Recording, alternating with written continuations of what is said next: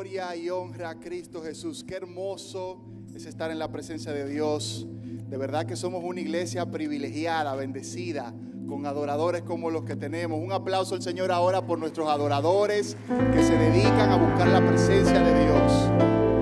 Músicos, cantantes que adoran al Señor.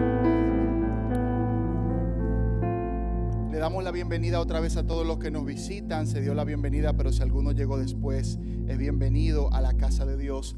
Antes de empezar a compartir la palabra de Dios para esta mañana, ya casi tarde, hay un anuncio importante que tenemos que recordar.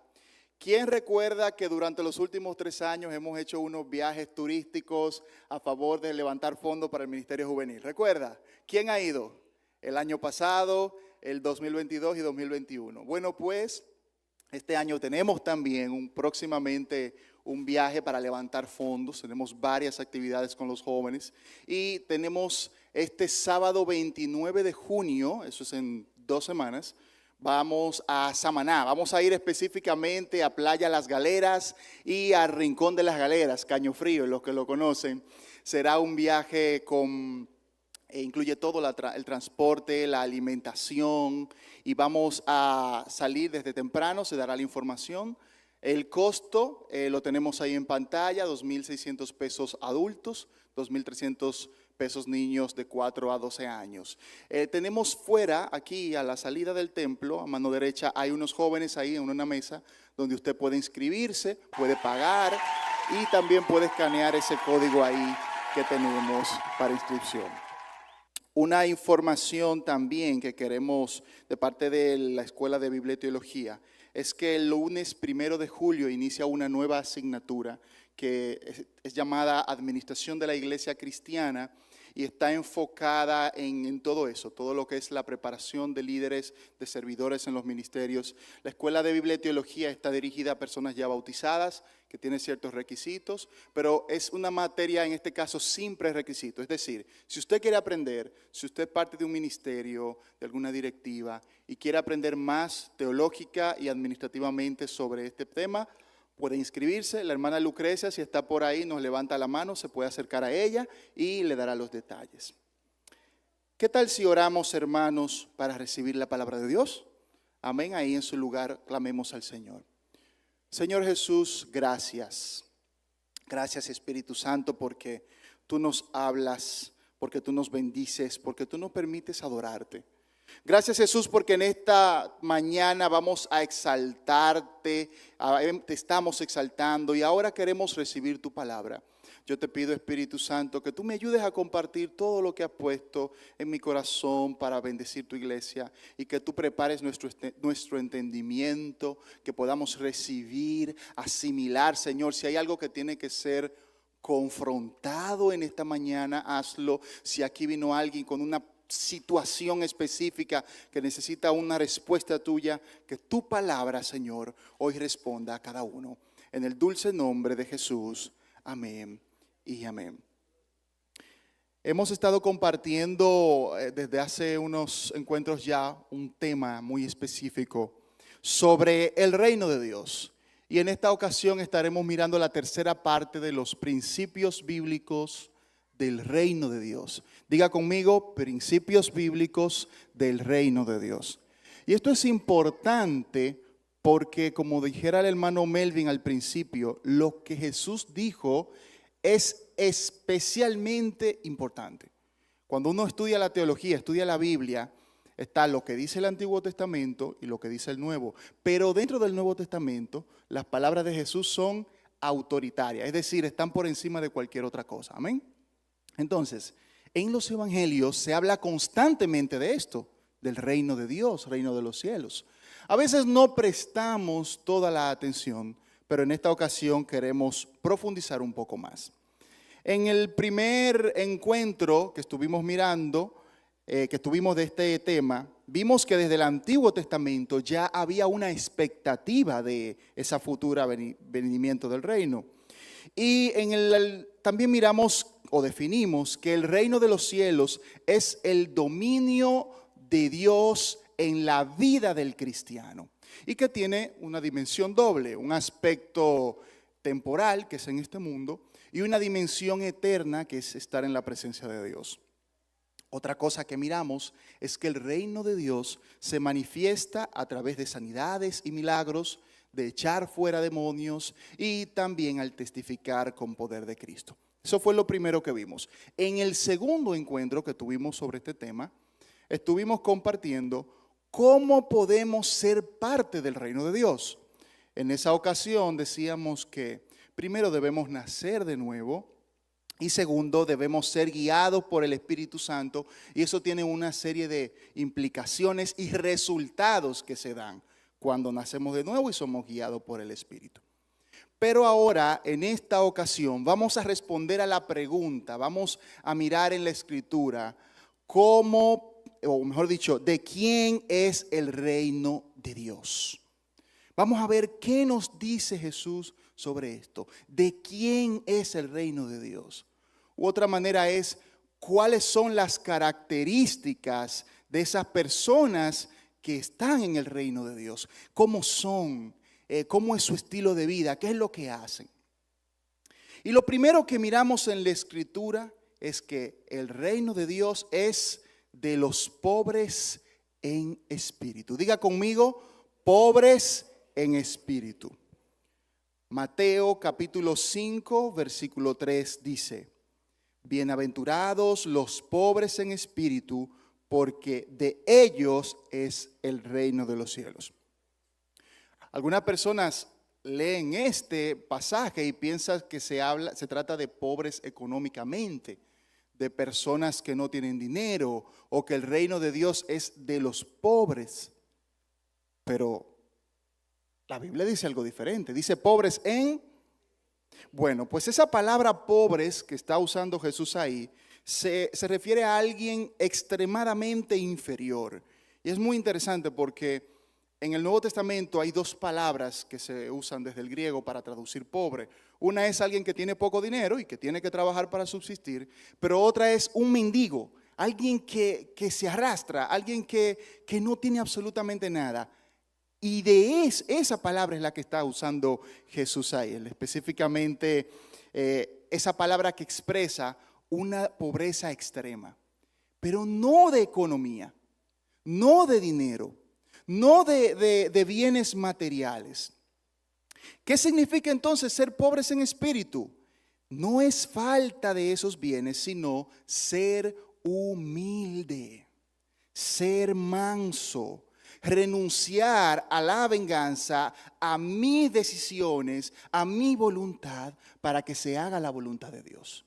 Entonces el reino de Dios no es para los pobres económicamente hablando, aunque todos, ricos y pobres, podemos entrar en el reino de Dios. Pero una característica es que debemos ser pobres en espíritu. Y tenemos un ejemplo de eso en el Señor Jesucristo. Vamos a Primera de Pedro capítulo 2, versículos 20 al 23, a ver qué nos dice. Anterior, cabina, puede poner la otra diapositiva, la anterior. Ustedes busquen en su Biblia conmigo, Primera de Pedro 2, 20 al 23, esa la podemos poner en pantalla. Nos dice la Escritura: pues, ¿qué gloria es si pecando sois abofeteados y lo soportáis? Mas, si haciendo lo bueno sufrís y lo soportáis, esto ciertamente es aprobado delante de Dios. Pues para esto fuisteis llamados, porque también Cristo padeció por nosotros, dejándonos ejemplo, para que sigáis sus pisadas. Y oiga el 22, el cual no hizo pecado, ni se halló engaño en su boca. Y el 23 dice: cuando le maldecían, no respondía con maldición. Cuando padecía, no amenazaba, sino que encomendaba su causa al que juzga justamente. Cuando insultaban a Jesús, no respondía con insultos. Cuando lo golpeaban, no respondía con violencia.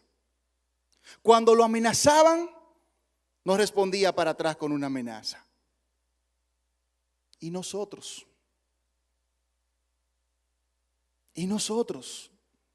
Cuando tenemos ese compañero o compañera de trabajo, ese jefe que quiere atropellarnos, que quiere insultarnos o que nos insulta, ¿cómo respondemos? ¿Pensamos en esa actitud del Señor? ¿O estamos dispuestos a ser verdaderamente pobres en espíritu como Jesús? Ser cristiano significa ser seguidor de Cristo. Y si somos cristianos, tenemos que parecernos a Jesús. Entonces el principio que vemos en este versículo bíblico, lo que Jesús quiere decir con ser pobre en espíritu, lo sintetizamos en una frase. Eres afortunado, es decir, bienaventurado, como dice Jesús. Eres bendecido, eres privilegiado cuando sufres por seguir a Cristo. Cuando te hacen daño por obedecer a Dios. Cuando te insultan por ser justo. En ese momento no debes responder.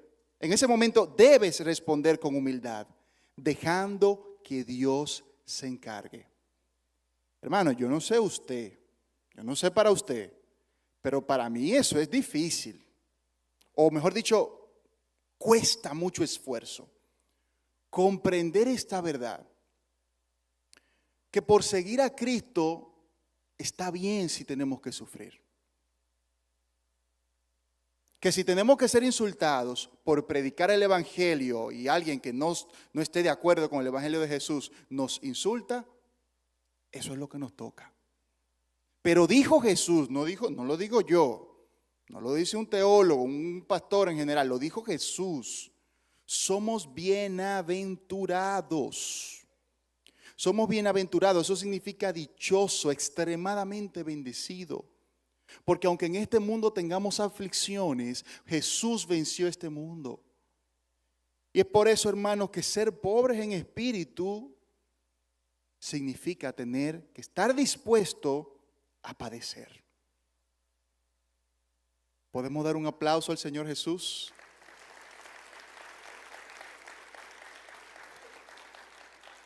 Pero, ¿por qué será que se nos hace tan difícil?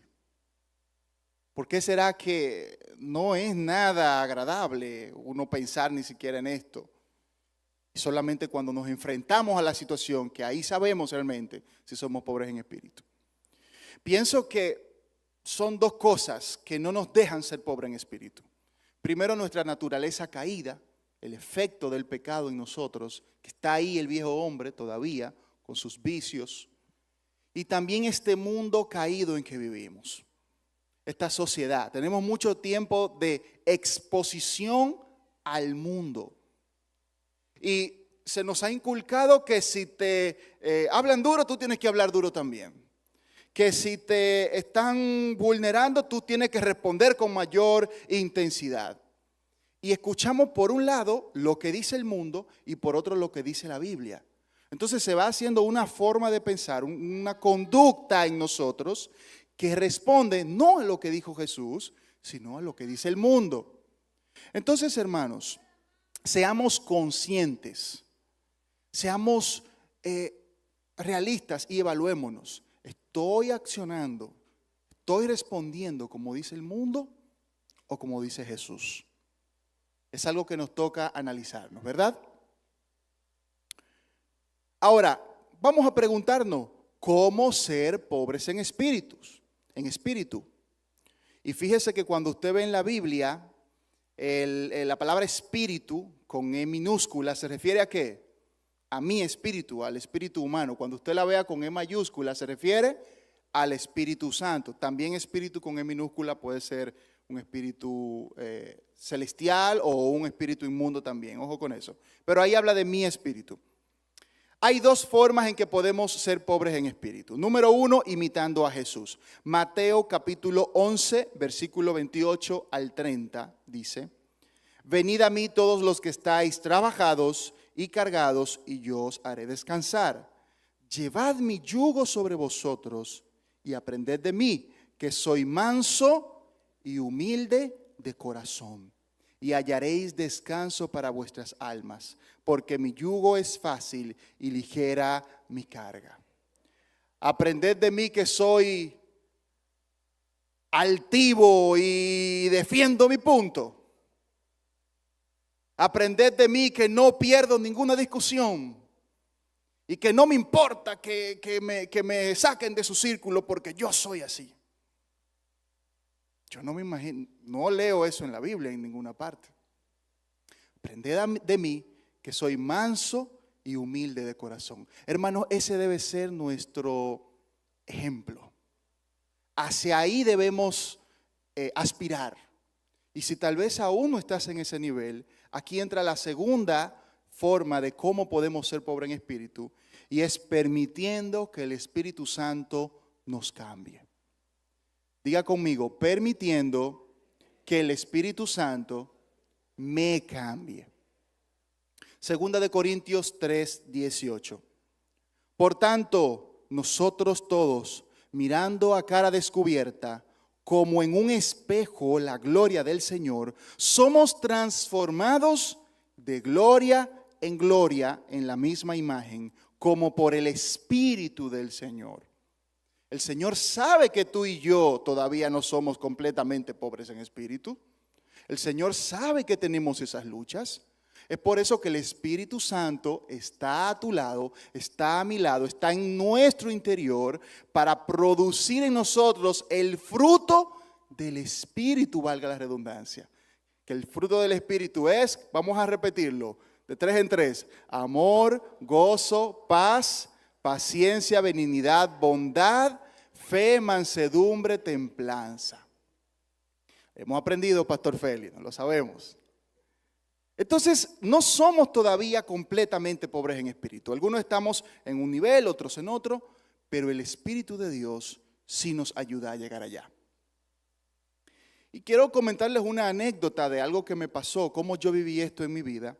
Hace ya varios años estaba en una actividad ministerial, eso fue más o menos en 2019, y llegó a un sector muy populoso, un lugar, ya era de noche, tipo 7:30, y bajándome del vehículo, justamente no tenía ni la puerta completamente abierta, un poquito, un hombre en un motor, se me choca del vehículo, él conmigo, no yo con él, y él se cayó en el asfalto. Mi primera reacción no fue discutir con él, no fue decirle, mire, usted tuvo la culpa. Yo me paré rápido, lo ayudé a levantarse, vi si le pasaba algo y tenía una pequeña lesión en la muñeca y su vehículo estaba bien. Él se puso un poco alterado, quería un poco discutir conmigo, normal, como mucha gente le pasa en esa situación, y yo lo tomé con calma y pudimos calmar el momento.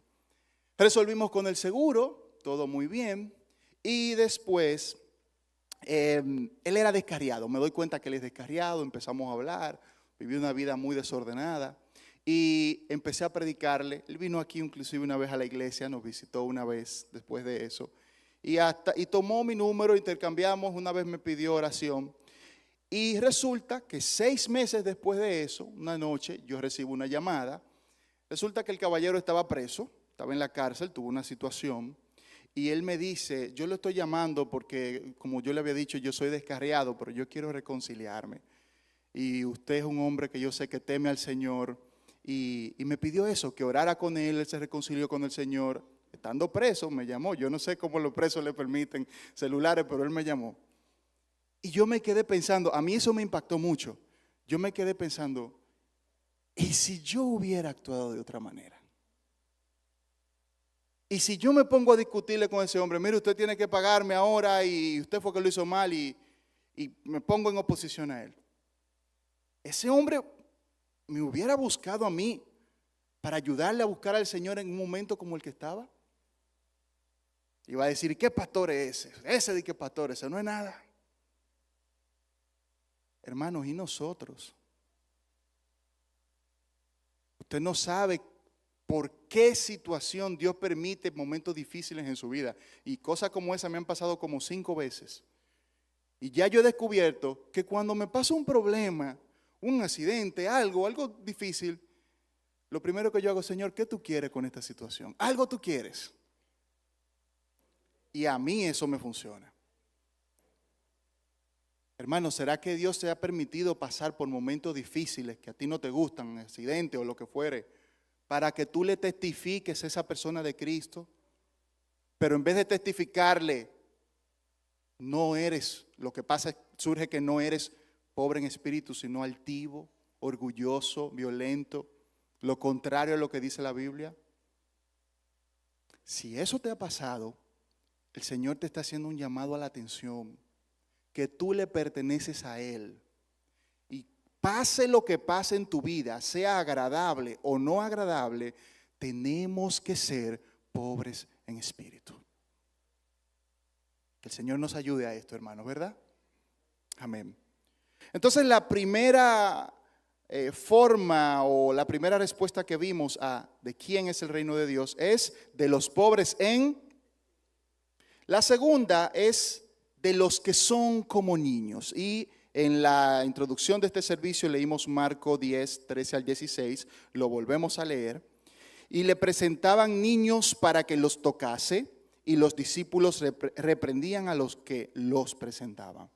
Viéndolo, Jesús se indignó y les dijo: dejad a los niños venir a mí y no se lo impidáis, porque de los tales es el reino de Dios. De cierto os digo que el que no reciba el reino de Dios como un niño, no entrará en él. Y tomándolos en los brazos, poniendo las manos sobre ellos, los bendecían. Algo interesante aquí es que no eran niños de 10, 12, 9 años, eran literalmente niños que apenas podían caminar. Niños entre 1 y 2 años, eran niños chiquitos. Y los discípulos los reprendían porque ellos no eran socialmente, no tenían ningún valor social, es decir, no podían tomar decisiones, no podían defender la idea de reino que tenían los discípulos. Entonces era como: Jesús, no pierda tiempo con esos muchachos. Pero Jesús decía algo muy diferente, ¿verdad? Ahora, Jesús dice: de los tales es el reino de Dios, es decir, de los que son como ellos. Y hay dos cosas que vamos a mirar. Hay muchas cosas que pudieran verse de respecto a los niños, aprender, pero veremos solo dos. La primera es que un niño depende de sus padres. Y yo le quiero pedir aquí a una familia que ya está designada, que nos va a ayudar a enseñarnos cómo es que un niño depende de sus padres, porque esto es mejor verlo en persona. Por aquí va a pasar la familia de Luis Cunillera, Beverly y el baby Franco, que nos van a enseñar un poquito cómo un niño depende de sus padres. Franco tiene 2, ¿verdad? Apenas 2 añitos. Es uno de los últimos nietos de los pastores. Luego viene Alonso. Y yo estoy seguro que Franco, chócala ahí, Franco. Choca. No le da vergüenza. Franco confía en su mami. ¿Ustedes creen que él confía en su mami? Beverly, ¿tú crees que Franco pueda saltar de ahí para donde ti? Ella dice que sí. Vamos, Cuni, a ver, dile que lance para allá donde su mami. Lo está pensando. Tírate, donde tu mami. Vete donde tu mami, salta. Muchas gracias. Pueden sentarse. Espero que hayan podido ver desde allá. Yo no sé si ustedes vieron, pero hubo un momentito que él como que lo pensó bien. Y le hizo así a la piernita, pero se lanzó, ¿verdad que sí? Tal vez al principio le causó un poquito de temor porque es como que el instinto de conservación, pero él dijo: no, esa es mi mami. Si soy yo posiblemente que le digo lánzate, puede ser que no se lance porque él casi no me conoce, pero su mami sí. Un niño depende de sus padres. Como ese niño, así como ese niño, debemos lanzarnos en los brazos de Dios. No importa lo que estemos pasando. No importa qué tan difícil sea la crisis económica, social. Lanzarnos en los brazos de nuestro Padre. Tal vez viniste aquí, estás pasando por un conflicto en tu economía, un momento económicamente difícil y tienes la ansiedad y la preocupación. Señor, ¿qué va a pasar? Te dice el Señor: lánzate a mis brazos. Depende de mí como un niño. Ese niño, aunque tuvo tal vez un momento de duda, se lanzó porque él sabía que su mami no lo iba a dejar caer. Hermano, hermana, amigo que nos visitas, tu Padre Celestial no te va a dejar caer. Jeremías 33:3 dice: clama a mí y yo te responderé y te enseñaré cosas grandes y ocultas que tú no conoces. Pero, ¿por qué se nos hace a veces tan difícil hacer eso? Piensa conmigo, ¿por qué se te hace a veces tan difícil depender de Dios así como un niño? Pienso que muchas veces deseamos nosotros tener el control de lo que pasa. Es muy complicado caminar sin ver. Cuando tenemos que esperar la respuesta de Dios, Dios te dice: espera, guarda silencio, no es el momento. Nos angustiamos, nos desesperamos. Pero esos son los momentos que hay que volver a recordar, que tu Padre Celestial es bueno y estará contigo todos los días hasta el fin del mundo. Un aplauso al Señor por ello.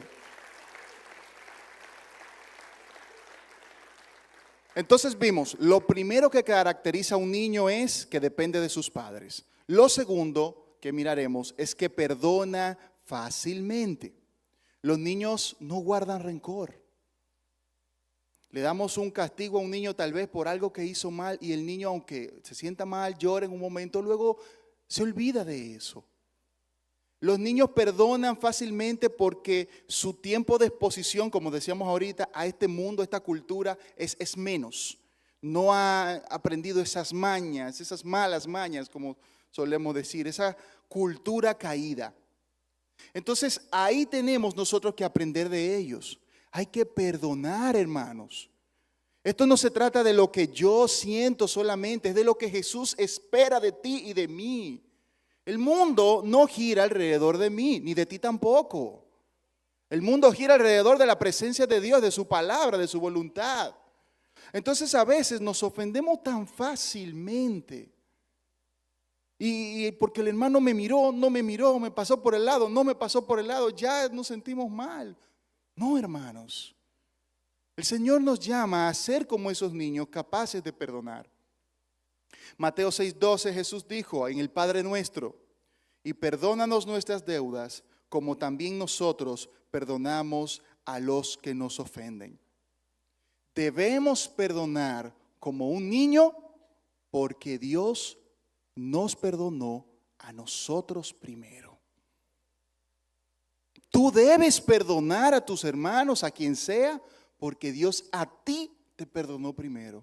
Y si tú y yo hemos desobedecido a Dios, le hemos fallado y Él nos perdona, ¿quién somos nosotros para no perdonar? Amén. Entonces, ser parte del reino de Dios y específicamente ser como niños es un principio fundamental.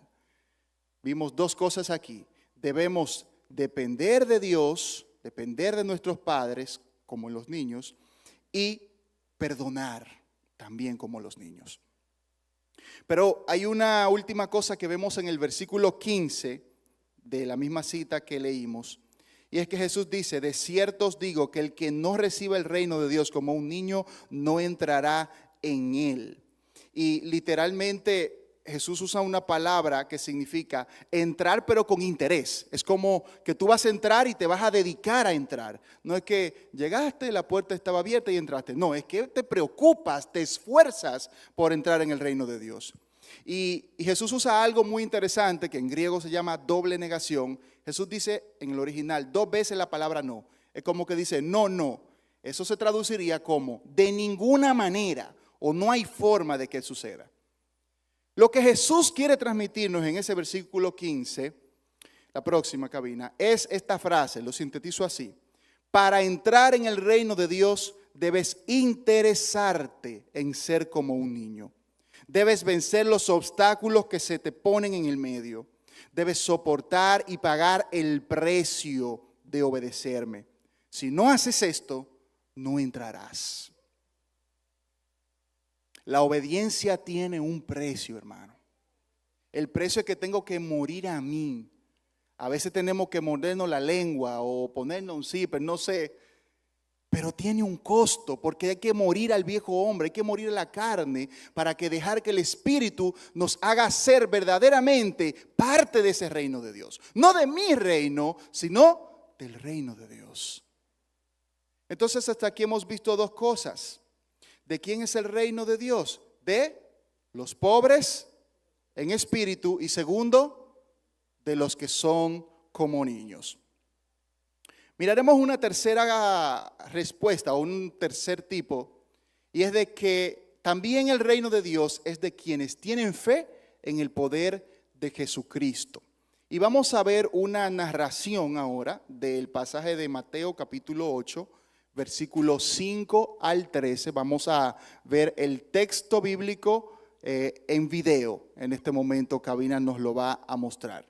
Es una narración del texto bíblico.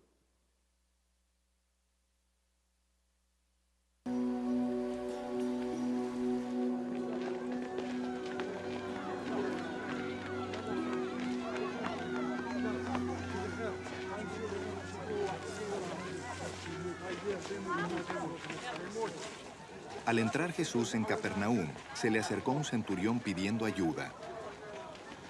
Señor, mi siervo está postrado en casa con parálisis y sufre terriblemente. Iré a sanarlo, respondió Jesús. Señor, no merezco que entres bajo mi techo, pero basta con que digas una sola palabra y mi siervo quedará sano. Porque yo mismo soy un hombre sujeto a órdenes superiores. Y además tengo soldados bajo mi autoridad. Le digo a uno, ve y va, y al otro, ven y viene. Le digo a mi siervo, haz esto, y lo hace. Al oír esto, Jesús se asombró y dijo a quienes lo seguían, les aseguro que no he encontrado en Israel a nadie que tenga tanta fe. Les digo que muchos vendrán del oriente y del occidente, y participarán en el banquete con Abraham, Isaac y Jacob en el reino de los cielos. Pero a los súbditos del reino se les echará afuera, a la oscuridad, donde habrá llanto y rechinar de dientes. Luego Jesús le dijo al centurión, ve, todo se hará tal como creíste. Y en esa misma hora, aquel siervo quedó sano. Muy bien, podemos detenerlo ahí. Un aplauso al Señor. Qué hermoso es ver el texto bíblico narrado, ¿verdad que sí? Eso se llama Lumo Project, eso está en YouTube, gratuito, está en español, todo el Nuevo Testamento, usted lo puede buscar luego. Algo interesante es que un centurión era un jefe militar, que estaba bajo una autoridad de un grupo de soldados. Generalmente, una persona de ese rango no iba a ir donde un maestro judío, donde un profeta, para que le respondiera alguna necesidad o hiciera nada en su vida. Era una persona de mucha autoridad, pero él fue humilde, él demostró fe. Y en Lucas capítulo 7 se narra el mismo pasaje y explica más. Dice que él ni siquiera fue donde Jesús. Él mandó a un grupo de ancianos de los judíos y le dijo, mira, yo no merezco que tú entres bajo mi techo, yo no merezco ni estar en tu presencia, pero di la palabra y serás sano. Los israelitas habían visto el poder de Dios. Recibieron la ley, tenían los profetas, habían visto la manifestación del poder de Dios. Si alguien debía tener fe en Dios, eran los israelitas, porque ellos ya conocían al Dios verdadero. Sin embargo, parece que ellos se habían acostumbrado a la idea de ser el pueblo escogido de Dios y la religión se había puesto por encima de la relación con Dios. Voy a repetir eso. La religión se había puesto por encima de la relación con Dios.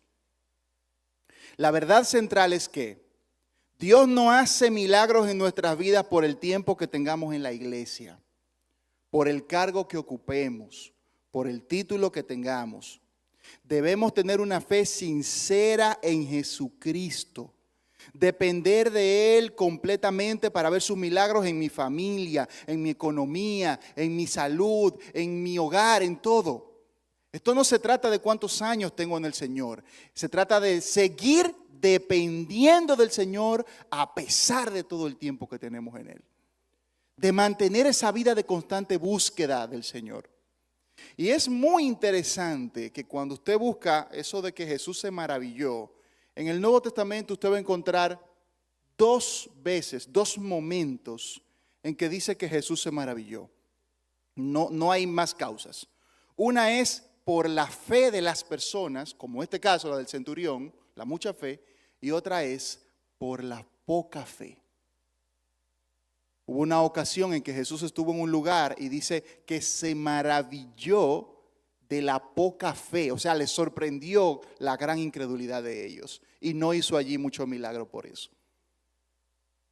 Hermanos, ¿qué está maravillando al Señor Jesús de tu vida? ¿Tu fe o tu falta de fe? ¿La dependencia de Dios, de su poder sanador, de sus milagros? ¿O la falta de fe en ese poder de Dios?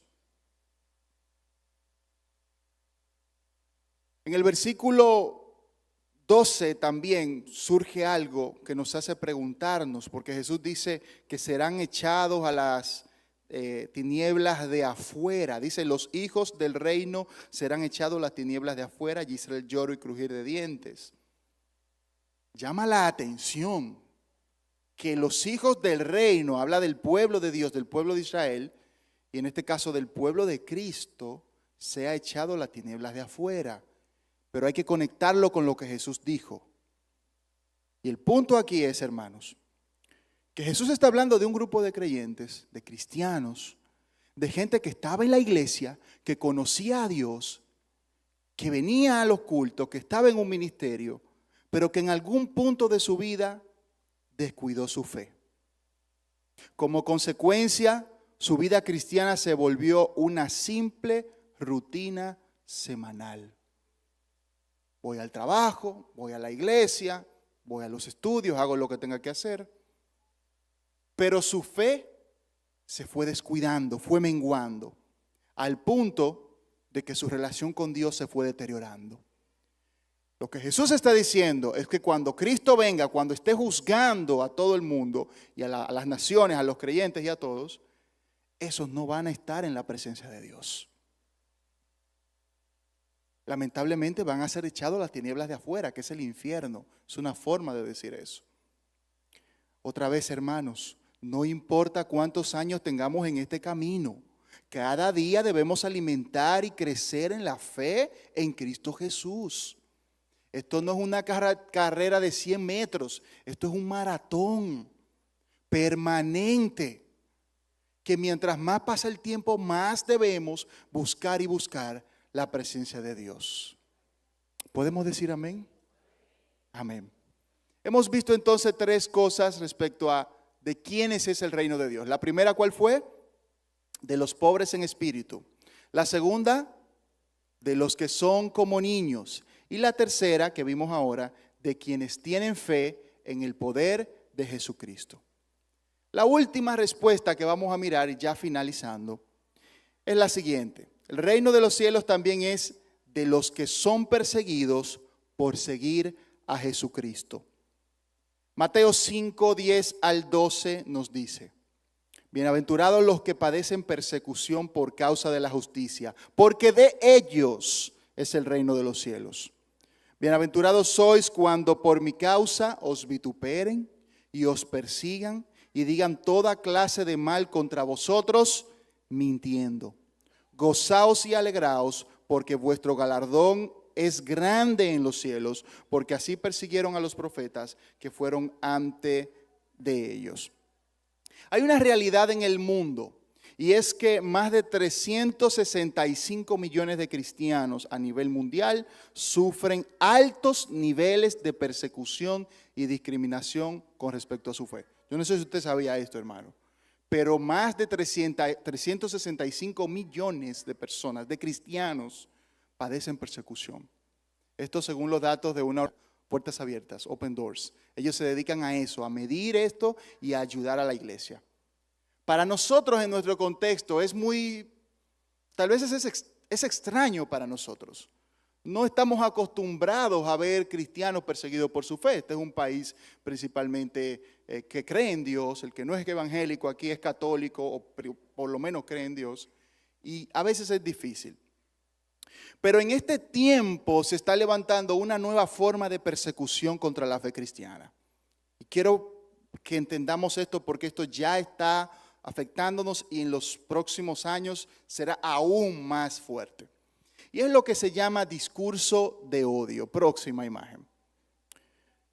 Eso que ustedes ven ahí es una imagen de un documento de las Naciones Unidas con su equipo de República Dominicana, que se llama Estrategia y Plan de Acción Nacionales contra el Discurso de Odio.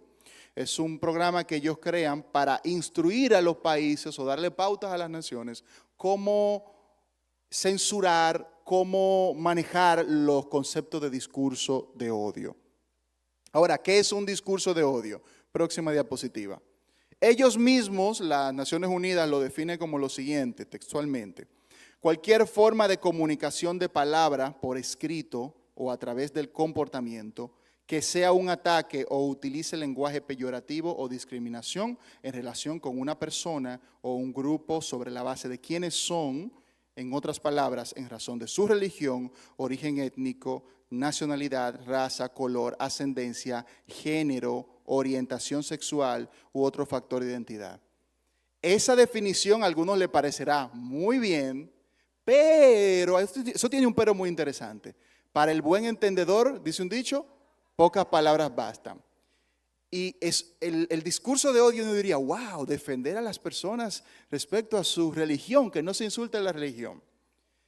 Próximo, démele el segundo párrafo, jóvenes, para que vean. En ese mismo documento, y ahí le estoy poniendo la cita, este mensaje yo luego lo podré pasar, eso tiene los links o los enlaces de dónde se saca esa información.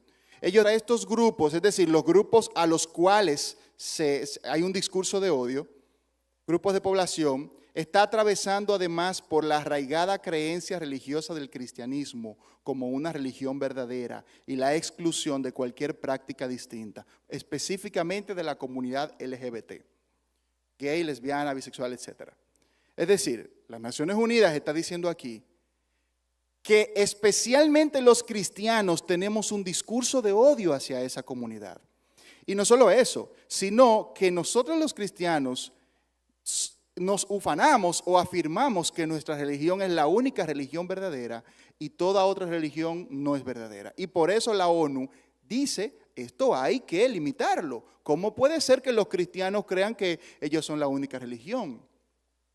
Yo no sé si usted está viendo un patrón, pero yo estoy viendo el sistema del enemigo, de Satanás, cómo se opone a la iglesia. Bueno, usted dirá, ok, pastor, ¿y eso cómo me influye? ¿Cómo tiene que ver con República Dominicana? Próxima imagen, por favor. ¿Qué está pasando en el mundo? Hay una noticia muy conocida, próxima, desde hace ya más de 3 años que ha estado pasando. Y es un pastelero en los Estados Unidos, cristiano, que se niega a hacer un pastel con temática LGBT. Y ese caso llegó a la Corte Suprema. Ese señor se llama Jack Phillips. ¿Habían escuchado esto? ¿Lo habían visto, verdad? Y fue, o ha sido, y es todavía, porque todavía está en la justicia, de mucho revuelo en ese país. Porque una pareja homosexual quería e insistía que ese señor cristiano tenía que hacerle un pastel para su boda. Y él dice, bueno, yo lo siento, pero yo tengo estos principios y no puedo hacerlo. Mire, vaya donde está el pastelero. Bueno, pues ahí lo demandaron por eso. Lo estaban demandando de manera civil y de manera penal, que podía tanto tener que pagar dinero o como tener que cumplir cárcel por eso. Pero eso no se queda ahí. Eso fue en Estados Unidos. Próxima imagen, por favor. Esto está recientito. Esto fue ahora del mes de junio. Esto es en España. Isabel, una joven española de 17 años, ha sido multada con 1.800 euros. Oiga bien, 1.800 euros. Por rezar en la calle, por orar. Denuncia que la sanción refleja la postura anticristiana de ese gobierno. Literalmente, ella y otros jóvenes estaban orando fuera de un centro de abortos, específicamente, específicamente. Y eso, tan solo orar en la calle, y no es que estaban haciendo, obstaculizando el tránsito, estaban parados unos jóvenes orando. Eso es discurso de odio. Tú defender tu fe, tú orar, tú defender tus principios para este esquema del mundo gobernado por Satanás es discurso de odio. Muchos ya sabían esto, pero tenemos que estar al tanto con los ojos abiertos. Y aquí viene próxima imagen, ¿qué está pasando en República Dominicana? ¿Cómo eso nos está afectando? Próxima. Ya vimos hace un momento el documento de la ONU. Ahora, 2021, los diputados dominicanos quitan la discriminación a LGBTI del nuevo Código Penal. Eso fue una discusión que se dio y en 2021 se quitó. Muy bien. Próxima. Pero en septiembre de 2023 se vuelve a reintroducir este tema y se debate el proyecto de ley otra vez contra la discriminación. ¿Para hacer qué? Que si usted le dice a una persona homosexual, a una persona transexual, que eso es pecado y que se va para el infierno por eso, eso se llama discurso de odio.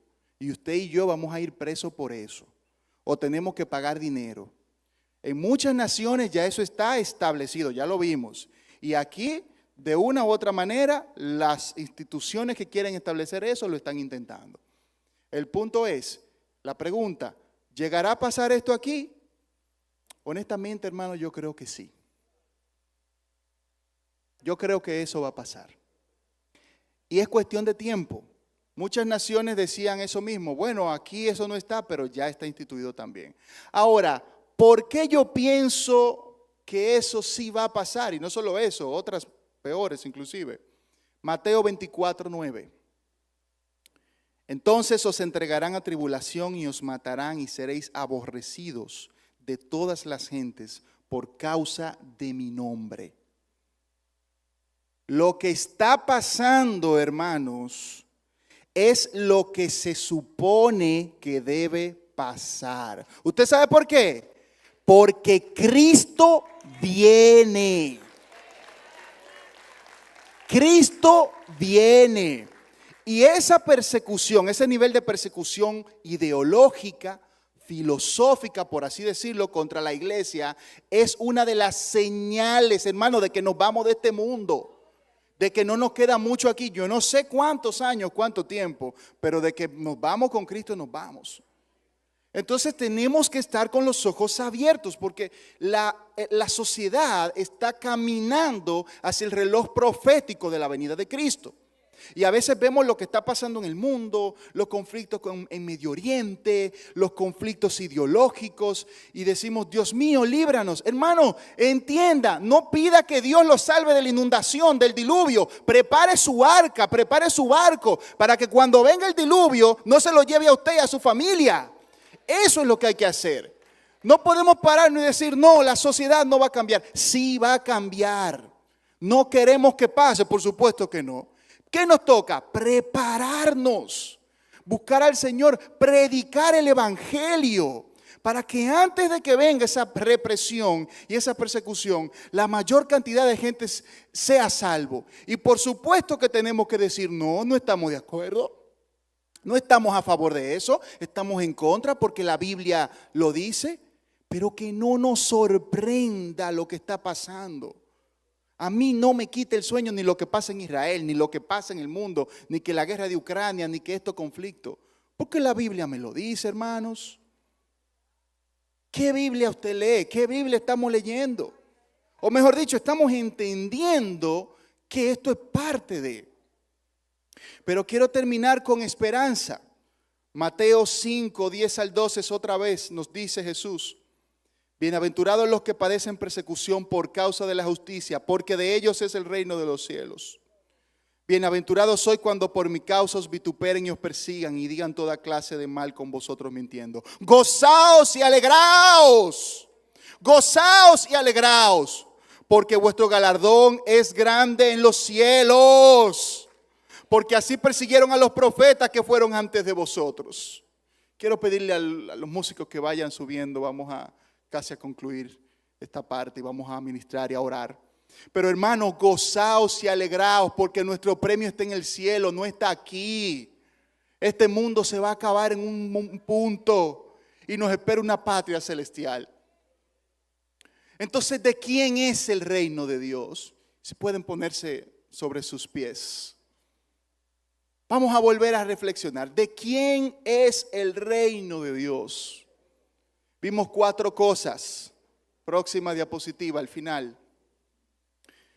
Vamos a repetirlo todos para que se nos memorice. 1, de los pobres en espíritu. 2, de los que son como niños. 3, de quienes tienen fe en el poder de Jesucristo. Y 4, de los que son perseguidos por seguir a Jesucristo. Y nosotros, hermanos,